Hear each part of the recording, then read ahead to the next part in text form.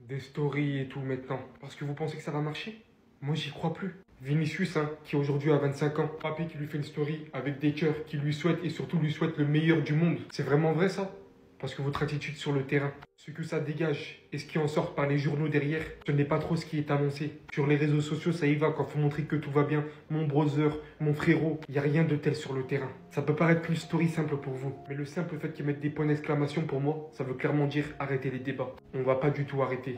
Parce que là, ce que vous montrez sur les réseaux, c'est faux. De toute façon, c'est très simple. Vous avez une saison entière pour montrer aux yeux du monde entier que vous allez vous donner pour l'équipe, que vous allez faire passer l'équipe au-dessus de votre gloire personnelle. Montrer qu'est-ce que ça vaut ensemble deux des meilleurs joueurs du monde. Et réellement, pas comme depuis le début. Donc si c'est vraiment vrai, si nous on se trompe et que vous avez raison, alors prouvez-le sur le terrain. On n'a pas besoin de photos, on n'a pas besoin de stories. Pour ceux qui veulent rien rater des prochains matchs et des actualités à venir, vous avez le lien dans la bio de mon profil TikTok. Tout se passe sur Telegram, vous pouvez vibrer avec les supporters du Real Madrid ici et tout savoir autour de l'actu foot ici. On a besoin de football sur le terrain, on a besoin de trophées, on a besoin de remporter des choses. Que vous montriez votre volonté surtout. Attends, je vois bien, on voit tous la même chose. Le Real Madrid veut sacrifier la révélation Gonzalo Garcia. Donc voilà comment t'es remercié au Real Madrid quand t'es le meilleur attaquant de la Coupe du Monde des clubs, que toi tu es un vrai neuf, que tu sais te déplacer comme un numéro 9, tu mets des buts de la tête, tu sais trouver les bons espaces. T'es remercié comme ça juste parce qu'en fait, tu n'es pas un nom, tu n'es pas une star. Il faut leur faire une petite piqûre de rappel. 5 goals assists. Il a les meilleurs stats de la compétition, mais ils veulent le tège. C'est pas tout, il serait 4 sur le départ. Tu aurais Garcia, Rodrigo, Hendrick et Ceballos. Donc en fait, là, ils veulent faire partir leurs deux vrais neufs, Hendrick et Garcia, pour mettre Mbappé qui n'est pas neuf et garder Mbappé et Vinicius sur un terrain alors qu'ils savent pas s'entendre ensemble. Franchement, j'espère pour le Real, cette info elle est fausse parce qu'ils vont droit dans le mur si c'est vrai. Parce que ça fait des mois et des mois qu'on sait qu'Mbappé, Vinicius, ça fonctionne pas. C'est pas un problème d'entraîneur. T'auras beau retourner la question dans tous les sens, ça ne fonctionne pas les deux. Et là, t'avais trouvé un semblant d'équilibre avec Garcia en neuf. Et ils veulent le faire partir. Mais c'est une blague. Je sais que ça fait de la peine à quelques supporters, mais le truc un peu logique, c'est de faire partir Rodrigo. Parce que tu pourras jamais avoir Rodrigo, Mbappé, Vinicius sur un même terrain. Ils sont pas compatibles, les trois. J'arrive pas à comprendre comment on s'entête autant avec Mbappé neuf. C'est pas un neuf. Moi, franchement, j'aurais bien vu Vinicius ou Mbappé à gauche. Garcia, tu le gardes, tu le mets neuf. Et tu mets Vinicius ou Mbappé de l'autre côté à droite. Comme ça, ils se gênent pas les deux. Vous êtes vraiment trop fou. Regardez la dernière story de Mbappé. Et le message surtout. Mbappé qui met une story avec Vinicius. Vous savez qu'en ce moment, il y a des problèmes au Real. Que ça pointe les deux du doigt parce que les deux ne pressent pas. Il y en a plein qui te disent qu'ils sont pas faits pour s'entendre sur un terrain. Et Mbappé, en même temps, il va mettre cette story. Mbappé qui met cette story avec Vinicius Junior. En l'identifiant et regardez le texte. Joyeux anniversaire Vini, je te souhaite le meilleur pour toujours. À partir de là, il y a plein de gens qui te disent ouais, c'est un politicien, il fait exprès, il met ce genre de story parce qu'il y a des polémiques en ce moment, parce que ça les critique, c'est calculé de sa part. Alors les gars, doucement. Si vous réfléchissez comme ça, ok, soit, vas-y, je vous prends au sérieux. Mais ça veut dire qu'à chaque fait, et geste de l'un des deux envers l'autre doit être interprété comme ça. Parce que des commentaires de l'un envers l'autre sur leur post, ils s'en sont envoyés 1 milliard. Bref, c'est ridicule. Mon avis, c'est que tout ça, ça n'a pas vraiment d'importance. Il y a ce que disent les médias, ce qui se passe sur le terrain et ce qui se passe entre les joueurs. Parce qu'on n'est pas dans la tête des joueurs et on saura jamais à 100% ce qui se passe. C'est un Barcelonais qui vous le dit. Regardez ce qui s'est passé récemment avec Nico Williams. On avait des infos de tout le monde, de Fabrizio Romano carrément, qui nous disait que c'était sûr qu'il allait signer au Barça. Et ben non, 2 jours plus tard, on se prend une clim. C'est marrant de faire des théories, je suis premier à le faire. Il faut toujours prendre du recul sur les choses, parce que ça reste des êtres humains entre eux et on connaît pas leurs relations. Que Dieu me donne une saison de merde comme Mbappé alors. Ça, c'est la déclaration de Tierno Barry il y a quelques semaines. Il a rajouté « Et j'ai joué face à lui et je sais ce que j'ai vu, même quand il était nul. » Les gars, ma question est la suivante. Est-ce qu'on est trop dur avec Kylian Mbappé? Moi, c'est ça que j'ai envie de savoir.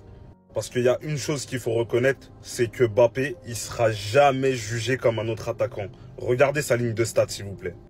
Les gars, regardez, 500 matchs, 370 buts, 162 passes décisives. Eh les gars, c'est pas tout le monde qui fait ça. Faut dire la vérité. Pareil, en équipe de France, il est critiqué à la mort alors qu'il a pris la Coupe du Monde 2018 et ça a été un acteur majeur. En 2022, il ramène l'équipe de France en finale, qu'on le veuille ou non. Et en plus, il met un triplé, même si c'est une finale perdue. Donc, est-ce qu'on est trop dur? Les observateurs, les supporters, les journalistes. Pour vous, est-ce que le traitement que reçoit Mbappé, il est trop dur ou est-ce que c'est lui qui a fait en sorte de mériter toute cette pression et tout ce traitement-là? Parce qu'il a déjà fait des déclarations où il s'est mis dans des positions assez inconfortables. Donc, selon vous, est-ce qu'on est trop dur avec Mbappé? Les gars, est-ce que vous vous rendez compte de ce qu'il est en train de vivre? J'étais le premier à le critiquer, les gars. Mais la vérité que maintenant, j'ai limite pitié. Franchement, les gars, c'est un véritable enfer qu'il est en train de vivre. Le gars, il était au PSG, il avait qu'un rêve, c'était aller au Real. quand il jouait contre le Real, il perdait. Et le PSG, il voulait pas qu'il aille au Real. En plus de ça, il s'était permis de dire que s'il liait l'avenir du PSG à la Ligue des Champions, il serait déjà parti très loin. Bon, là, il avait clairement merdé. Il réussit finalement à signer au Real Madrid. Et l'année suivante, Dembélé et le PSG gagnent leur première Ligue des Champions. La vérité, il y a de quoi devenir fou, les gars. Et le pire, c'est que c'est pas fini, les gars. Coupe du monde des clubs, le PSG affronte le Real Madrid. Mbappé, il se dit quoi? C'est le moment pour prendre ma revanche. Et à ce moment-là, il se dit quoi? Il se dit, si je gagne la Coupe du monde des clubs en battant le PSG, je prends une belle revanche. Et c'est vrai. Mais non, les gars. On sait comment c'est terminé. Il a pris 4-0. Il a pris 4-0 contre son ancienne équipe qui vient de gagner la Ligue des Champions et qui va en finale de Coupe du monde des clubs. Franchement, les gars, il y a de quoi faire une dépression. Moi, limite, j'ai pitié de lui, hein, je vous dis honnêtement. C'est un truc de ouf ce qu'il est en train de vivre.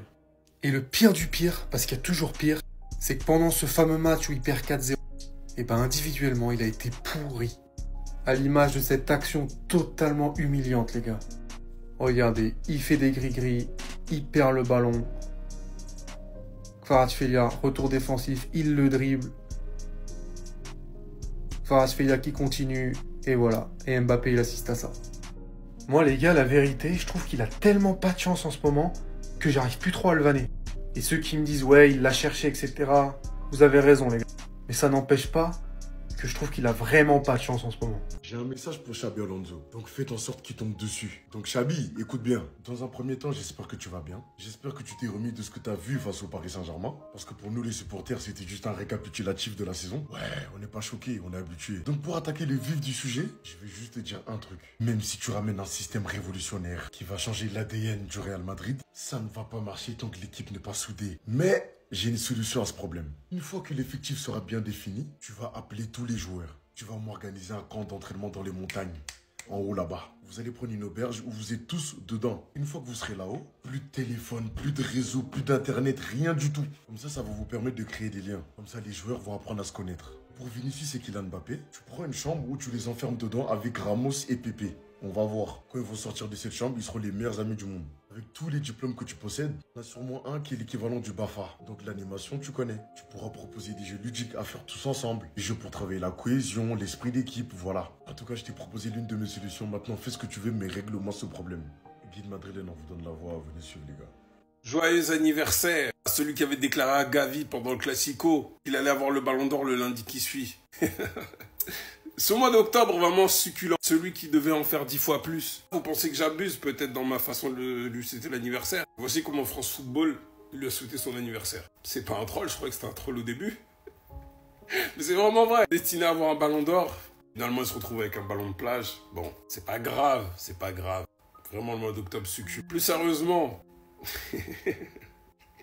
Vinicius là, sans finition, même s'il avait fait du mal à piquer, waouh, il était exécrable à la finition. Mais sérieusement, même s'il joue au Real Madrid, pour ce genre de joueur qu'on regarde le foot, qu'on allume nos télés, même si ça fait chier qu'il a un grand palmarès avec le Real Madrid, déjà à 25 ans, il faut quand même saluer le parcours qu'il a eu. Ça a été difficile, en venant du Brésil, en s'affirmant avec des légendes à côté, que ce soit Benzema, Sergio Ramos, les Modric et compagnie, des gros égos, des grosses personnalités.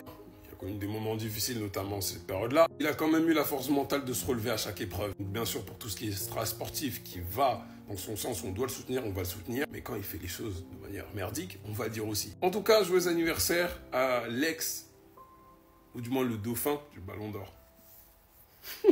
Xabi Alonso continue d'insister pour une nouvelle recrue. Et cette fois-ci, il veut une recrue en défense centrale. Parce que Xabi Alonso a été extrêmement déçu de ce qu'il a vu contre le PSG. C'est pour ça qu'il a demandé un renfort en défense. Et je suis totalement d'accord avec Xabi Alonso.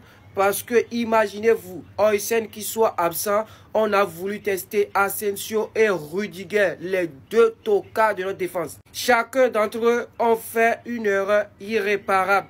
Vous vous imaginez un coup de saison où il y a énormément de matchs à jouer et qu'on doit compter encore sur ces deux clochards, mais on est foutu. Donc, je comprends exactement le point de vue de Xabi Alonso parce qu'il nous faut des défenseurs pour amener de la concurrence, pour faire de la rotation, pour faire souffler les joueurs parce qu'il y aura énormément de matchs. Donc, C'est pour ça que ces derniers temps, ça s'accélère du côté de Konaté. Vraiment les gars, qu'est-ce que vous pensez de Konaté? Et si vous avez d'autres recrues en défense centrale à proposer au Real, et surtout en commentaire les gars. Et surtout les gars, n'oubliez pas de vous abonner et de replier cette vidéo. Bon, à ce qui paraît, le Real Madrid aurait refusé une offre de 90 millions pour un taulier de son effectif. Mon problème, c'est que cette offre, elle provient de Manchester United. Apparemment, ce serait The Sun et El Chiringuito qui auraient partagé cette information-là. Maintenant, le problème, c'est que le joueur, c'est Tchouaméni. Tu sais, je me suis dit, refuser une offre de 90 millions, ça doit être Rodrigo ou un truc comme ça. Tchouaméni. On aurait fait une offre de 90 millions pour Tchouaméni, alors qu'on n'arrive même pas à mettre 70 millions sur Mbomo. Là, je comprends plus. Là, je comprends plus rien. Je sais plus où va le club. Tous les choix sont mauvais, ça n'a aucun sens. Au niveau du milieu de terrain, on a Ugarte, on a Casemiro, on a Bruno Fernandes, on a Meinou, on a Collier, on a du monde. Pourquoi on prendrait Tchouaméni? Sachant que, disons-le, hein, vous vous souvenez du profil établi par Ruben Amorim? Ouais, je veux un mec athlétique, etc. au milieu de terrain, un mec qui court partout, qui est physique. Alors, physique, oui, mais tout le reste, Tchouaméni, c'est pas le mec qui court de ouf. C'est pas la pile électrique qui récupère 50 ballons, c'est pas N'Golo Kanté, quoi, je sais pas. Pourquoi on mettrait 90 patates sur Tchouaméni? Mettez-les sur un 9, mettez-les sur un ailier droit, je sais pas. Réfléchissez. Je sais pas, j'espère de tout cœur que c'est pas vrai, parce que vraiment je ne comprends pas où on va. Vinicius, il vient d'avoir 25 ans. Et j'ai une question en fait. Vinicius, pour vous, il se situe où? Parmi les ailiers, genre la case des Ariane Robben, encore au-dessus, des Ronaldinho, des Neymar. Dans quelle catégorie il se situe? Sachant qu'il est encore jeune. Là, si on devait s'arrêter à tout ce qu'il a déjà fait, dans quelle case vous mettez Vinicius? De quelle catégorie fait partie Vinicius Junior? Dieu madrilène, on donne la voix à Vinicius.